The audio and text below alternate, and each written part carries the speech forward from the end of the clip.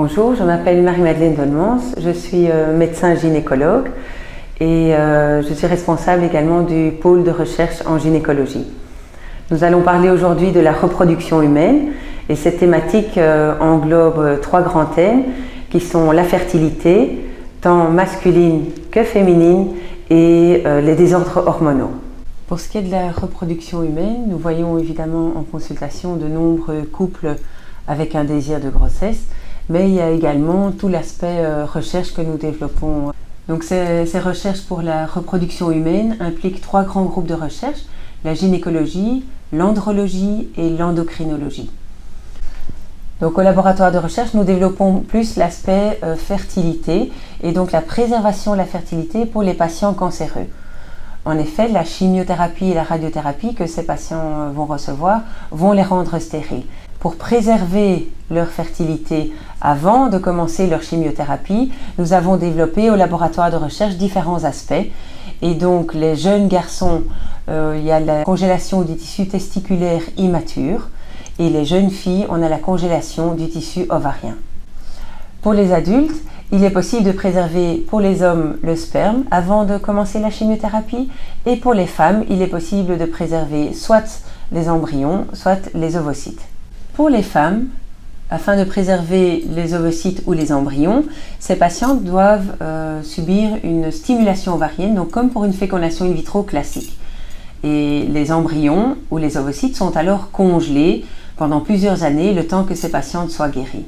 Par contre, pour les filles, c'est plus compliqué parce que leurs ovaires ne sont pas stimulables. Avant la chimiothérapie, il est possible de prélever le tissu ovarien et cela se fait par laparoscopie sous anesthésie générale. Le gynécologue prélève alors un des deux ovaires qui peut être congelé à longue durée. Après, quand la patiente est guérie, s'il s'avère qu'elle est stérile, elle peut revenir à la consultation pour demander la transplantation de son tissu. Et on peut par cette technique alors restaurer la fertilité chez cette patiente. Pour les jeunes garçons, le laboratoire de recherche étudie le tissu testiculaire et les différentes options qui sont possibles pour la transplantation de ce tissu. Donc soit en fragments, soit en suspension de cellules ou encore la culture in vitro des cellules souches des spermatozoïdes. Pour le volet hormonal, le professeur Metter étudie avec le docteur Laurent les différents aspects de la prolactine. En effet, cette hormone de la grossesse est connue pour donner des infertilités et plusieurs essais cliniques sont en cours à ce sujet.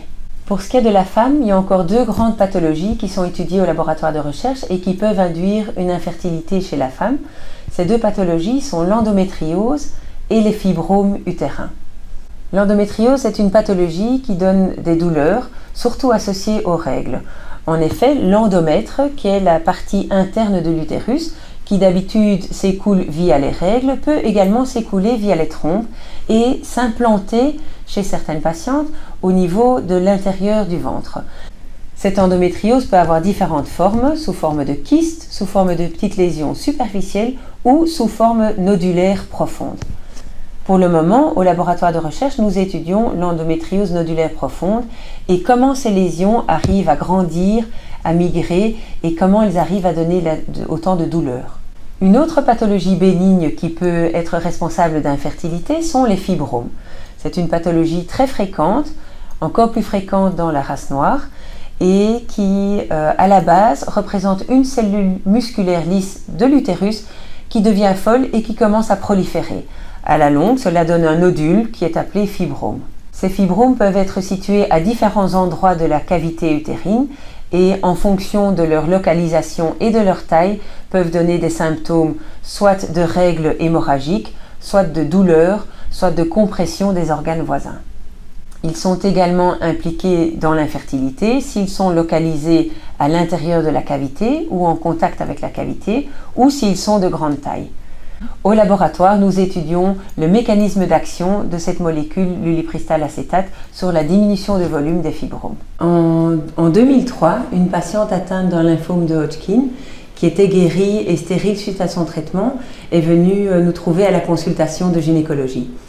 Elle avait eu la chance que son oncologue à l'époque lui avait proposé de prélever un morceau de son ovaire afin de le congeler au cas où. Et il se fait que, vu que ses ovaires était en ménopause et elle était donc stérile à l'âge de 24 ans, nous avons pu regreffer chez cette patiente son tissu ovarien congelé, décongelé. Elle a eu la joie d'accoucher d'une petite fille en 2004 et ça c'était le début de l'histoire des greffes de tissu ovarien. Depuis, plus de 100 naissances ont lieu au monde suite à cette technique de congélation et greffe de tissu ovarien chez des patientes cancéreuses.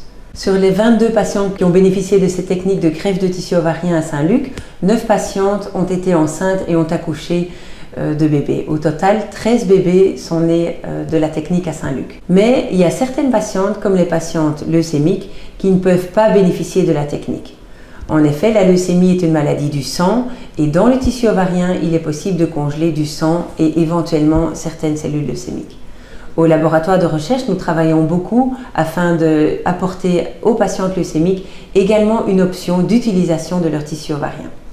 C'est pourquoi le professeur Amorim mène des recherches sur l'ovaire artificiel.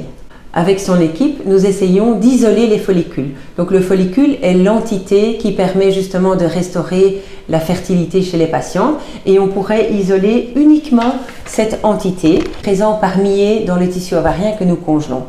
L'idée est de dissocier ce tissu ovarien décongelé, de n'en prélever avec une micropipette sous le microscope uniquement les follicules qui ne contiennent donc pas de cellules leucémiques.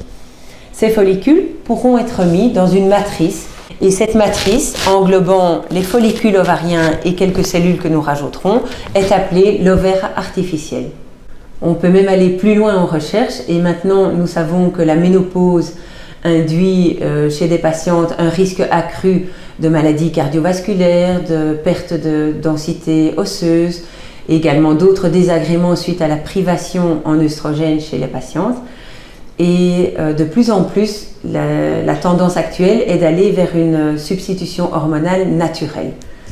On pourrait imaginer chez ces patientes qui ont un tissu ovarien congelé, que si elles n'en ont pas besoin pendant leur vie reproductive, qu'elles viennent et demandent la retransplantation de leur tissu ovarien une fois qu'elles sont arrivées en âge de ménopause. Cela leur permettrait d'avoir un traitement hormonal de substitution de façon la plus naturelle qui soit.